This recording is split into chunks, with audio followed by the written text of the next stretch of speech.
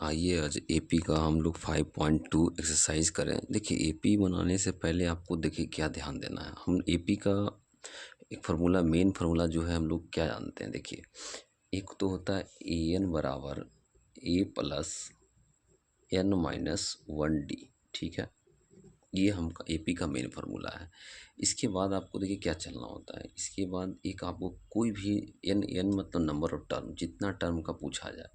जैसे एक shortcut formula भी होता है। जैसे मान लेते हैं कि आपको अगर A3 पूछेगा तो आपको क्या करना है, ए प्लस देखो n-1 मतलब नंबर ऑफ टर्म में एक घटाना है तो 3 है, 3 से क्या हो जाएगा 2 हो जाएगा, डी गुना हो जाएगा।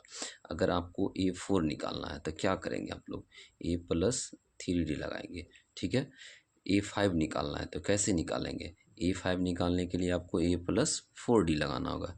ये आपका एक है कि शॉर्टकट वे में आपका ये बन जाएगा। जैसे हम लोग क्वेश्चन नंबर 5.2 का 1 और 2 हमने कर लिया था क्वेश्चन नंबर 3 का।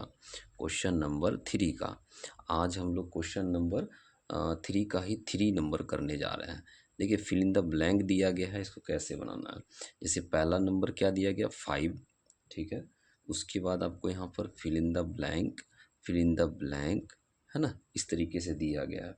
फिर आपको नंबर दिया गया 9 होल 1/2 दिया गया। सबसे पहले आप इसको सीधा कर लीजिए। इस मिक्स फ्रैक्शन में है, इसको आप पहले फ्रैक्शन में लेके आइए प्रॉपर में। 5, इसको fill in the blank, fill in the blank, उसके 9 2 जा 18 और एक जुड़ता है तो क्या बन जाता है 19/2। तो सबसे पहले क्या करना है, इसमें आपको ए और डी चाहिए। ए कितना है डी, जब तक ए और डी नहीं पता चलेगा, डी मतलब कॉमन डिफरेंस, ठीक है। ए का मतलब फर्स्ट टर्म, तो ये दोनों निकालना जरूरी है।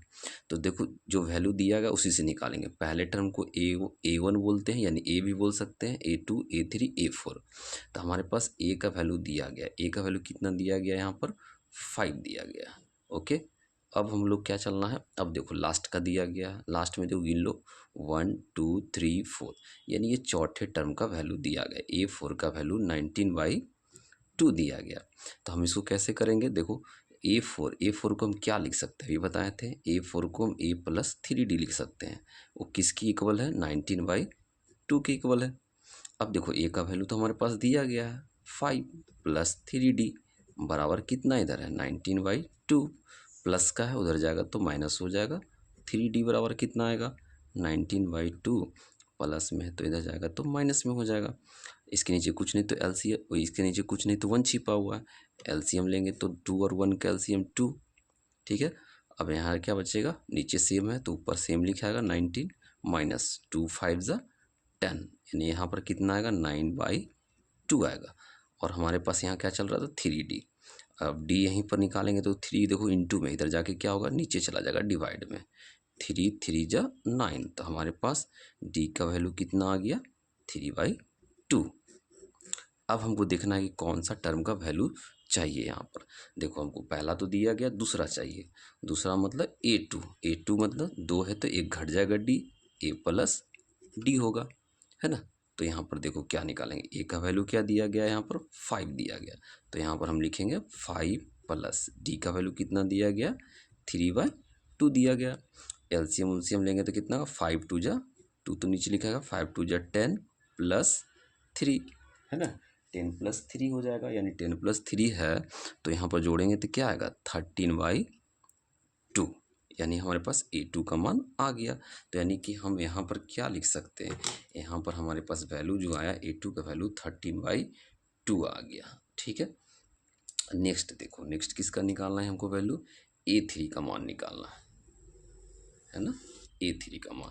तो A3 कैसे निकालेंगे, क्या कहें, यहाँ 3 है तो यहाँ क्या करना है एक घटा देना, तो A प्लस 2D। ए का मान हमारे पास दिया गया, कितना दिया गया 5 प्लस 2 इंटू डी का मान तो हमारे पास दिया गया 13/2, है ना। 2 से 2 कैंसिल, है ना, 2 से 2 क्या हो गया यहाँ पर कैंसिल हो गया, है ना। सॉरी डी का मान हमारे पास क्या था, डी का मान 3/2 था, है ना, 3/2 था। तो हमारे पास कितना बच गया यहाँ पर 5 प्लस 3 बचा और 5 है ना। तो 5 3 कितना हो गया 8, यानी हमारे पास A3 की वैल्यू कितनी आ गई 8 आ गई। तो हम लोग यहाँ पर वैल्यू क्या करेंगे 8, है ना। नेक्स्ट क्वेश्चन देखिए इसी प्रकार से नेक्स्ट क्वेश्चन क्या कर रहा है। नेक्स्ट क्वेश्चन में हम लोग देखते हैं क्वेश्चन नंबर 4। क्वेश्चन नंबर 4 में देखिए क्या कर रहा है ना। आपको दिया पहला वैल्यू माइनस में है 4, फिर दिया fill in the blank, fill in the blank, fill in the blank, fill in the blank, है ना। फिर दिया गया 6। अब इस क्वेश्चन को कैसे करेंगे देखिए, सबसे पहले क्या करना, ए का वैल्यू क्या दिया गया, -4 दिया गया है ना। ए का वैल्यू -4 दिया गया। अब हमारे पास डी है ही नहीं है, तो डी कहाँ से, यहाँ से निकाल लेंगे। गिन लीजिए 1 2 3 4 5 6, यानी ए 6 का वैल्यू हमारे पास कितना दिया गया, 6। यहाँ से कन्फ्यूज नहीं होना है, 6 है कोई दिक्कत नहीं। 6 कैसे निकाला होगा, ए प्लस 5d लिखेंगे, एक घटा कर लिखना है। 6 ए का वैल्यू तो है हमारे पास, ए का वैल्यू -4, तो यहाँ पर -4 लगा देंगे। 5d बराबर 6, माइनस में उधर गया तो क्या होगा, प्लस में, यानी 6 और 4 क्या हो गया, 10।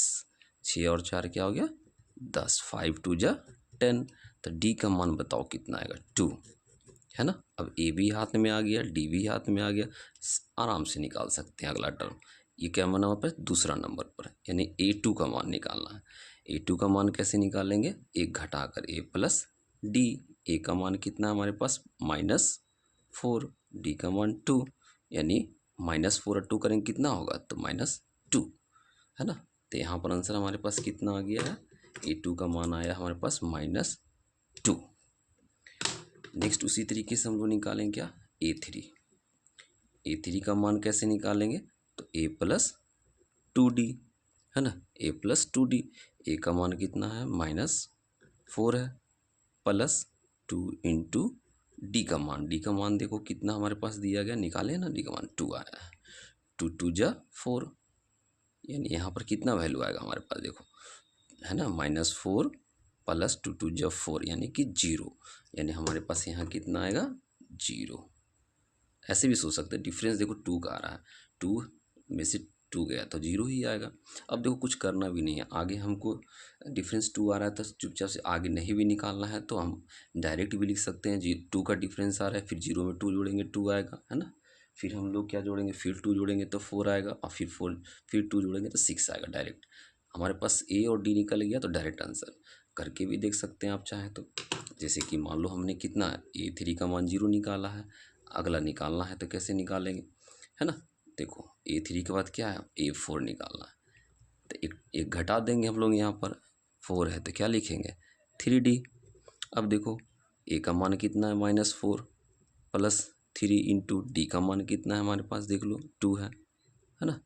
-4 प्लस 3 2 जा 6, 6 में से 4 गया तो 2, देखो ये 4 का वैल्यू अपने आप 2 आ गया। उसी प्रकार से नेक्स्ट भी निकाल लेंगे हम लोग।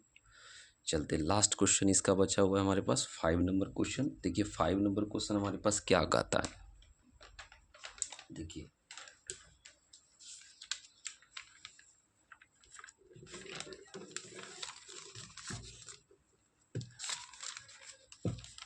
देखिए 5 नंबर क्वेश्चन, 5 नंबर हमारे पास क्वेश्चन जो है कहता है कि पहला में हमारा देखो फिल इन द ब्लैंक दे दिया गया है ना, एक और फिल इन द ब्लैंक दिया गया, एक यहाँ पर 38 लिखा गया है, उसके बाद फिर फिल इन द ब्लैंक दिया गया, फिर फिल इन द ब्लैंक दे दिया गया है ना। करीब 3 है हमारे पास ऐसे ऐसे डब्बे, उसके बाद -22 है। इससे घबराना नहीं है, देखना है पहले हमारे पास किस टर्म का दो दो वैल्यू, इसी से हम ए और डी निकालेंगे। एक ए का मान तो है नहीं, तो ये दूसरे नंबर पर मतलब कि A2 का मान है, तो A2 का मान कितना है 38, तो हम क्या लिख सकते हैं इसको, ए प्लस एक घटाकर डी, तो ए डी लिखेंगे, ए प्लस डी बराबर 38। अब इसको फर्स्ट इक्वेशन लगाकर हम छोड़ देंगे। सेकेंड देखो कितना है, 1 2 3 4 5 6, छठे नंबर पर A6 का वैल्यू कितना दिया गया है, -22। अब देखो यहाँ पर से क्या करेंगे, A6 कैसे निकालेंगे, एक घटाकर 5D लगा देंगे -22, है ना। अब देखो अब इसको हम इक्वेशन सेकेंड मान लेंगे। देखो ए यहाँ भी, यानी कि एक वेरिएबल को हटाएंगे तभी ना कोई एक निकलेगा, ये तो कट जाएगा, सब्ट्रैक्ट करेंगे तो लिख देंगे सब्ट्रैक्ट, किसी को किसी से घटा सकते कोई दिक्कत नहीं, subtract equation first from second, हमेशा ए लिखा करें, है ना। तो देखो फ्रॉम सेकेंड मतलब पहले फ्रॉम को लिख देंगे, ए प्लस 5d बराबर कितना आएगा -22। और देखो फर्स्ट कौन सा हमारे पास, फर्स्ट ये है हमारे पास, तो क्या लिखेंगे हम लोग, ए प्लस डी बराबर कितना लिखेंगे 38। अब यहाँ से दोनों को सब्ट्रैक्ट, माइनस प्लस है तो माइनस, प्लस है तो माइनस, ये तो कैंसिल हो गया, 5 में से 1 गया तो कितना बचा 4d। यहाँ जोड़ दो, माइनस इंटू माइनस प्लस, लेकिन साइन माइनस का होता है ना, माइनस माइनस प्लस होता है, दो साइन है, 8 2 10 के 0, 3 2 5 और एक 6, यानी डी का मान कितना आएगा -60। 4 डिवाइड हो जाएगा तो 15 4 जा 60। अब देखो हमारे पास डी का मान -15 आ गया। अब क्या चाहिए हमको, यहाँ पर ए चाहिए। ए लाने के लिए आपको किसी भी इक्वेशन पे इसको डी का वैल्यू रख दीजिए, ए का मान आ जाएगा। मान लेते इसको पुट डी बराबर -15 इन इक्वेशन किस में रख दे, फर्स्ट में रख देते हैं, छोटा इक्वेशन है तो लिख देते हैं ए प्लस, अब डी का मान कितना है -15 बराबर कितना है, इधर देखो 38। जैसे ही ऊपर डी जाएगा तो क्या होगा, माइनस का साइन बदल कर प्लस हो जाएगा, है ना, प्लस हो जाएगा। तो बताओ ए का मान कितना आएगा, 8 5 कितना होता है, 13 का 3 3 और एक 4 एक 5, ए का मान भी हमारे पास आ गया। बस ये दोनों हाथ में है, सब निकल गया। ए का मान हम लोग यहाँ पर भर देंगे, कितना भरेंगे 53। चलो यहाँ से आगे बढ़ते हैं। अब देखो A1 आ गया, A2 आ गया, A3 चाहिए हमको, तो यहाँ लिखेंगे हम लोग A3 बराबर, A3 कितना आएगा, फार्मूला A प्लस 3 है तो क्या लिखेंगे 2D। ए का मान कितना है हमारे पास है 53 है, प्लस 2 और डी का मान कितना गुना करेंगे, डी का मान -15 है, ठीक है। तो यहाँ पर से 53, 15 2 जा कितना होगा -30। अब देखो इसको अगर 53 में अगर हम 30 घटा देंगे तो कितना बचेगा 23। देखो A3 का मान हमारे पास आ गया, है ना। तो A3 का मान हम लोग यहाँ पर भर देंगे। A3 का मान कितना है हमारे पास 23। चलो उसी प्रकार से नेक्स्ट करेंगे हम लोग, है ना। A3 का मान आ गया, गिन लो A4, A4 का मान कितना आएगा हमारे पास, घटा दो A प्लस 3D। तो ए का मान कितना हमारे पास है, देखो 53 लिख देंगे, ए की जगह 53, 3 इंटू डी का मान कितना हमारे पास है -15, है ना। तो कितना आएगा 53 और 15 3 जा 45, यानी -45 आ जाएगा, है ना। जब -45 आएगा तो घटाएंगे तो कितना बचेगा, 13 में से 5 गया तो 8, यानी 8 बचेगा। यानी अगला नंबर कितना आया, A4 का वैल्यू हमारे पास 8 आया। उसी प्रकार से A4 के बाद क्या आएगा A5, A5 का मान क्या होगा, तो यहाँ फिर लिखेंगे A प्लस 4D, सिंपल। तो ए का मान कितना हमारे पास दिया गया, ए का मान 53 दिया गया, प्लस 4 इंटू डी का मान कितना निकला है हमारे पास, देखो डी का मान हमारे पास है -15, ओके। तब यहाँ पर देखिए 53 प्लस इंटू माइनस क्या हो जाएगा, -15 4 जा 60, 53 में 60 नहीं जाएगा तो यानी कितना माइनस हो जाएगा 7, यानी हमारे पास A5 का वैल्यू निकल गया कितना -7। तो यहाँ पर हम लोग -7 लिख देंगे। AP सबसे आसान चैप्टर है ना, इसको थोड़ा सा लॉजिक आप A और D पर ध्यान दें। A और D अगर आपके पास है तो सब AP सॉल्व। नेक्स्ट वीडियो में नेक्स्ट क्वेश्चन के साथ मिलते हैं। Thank you.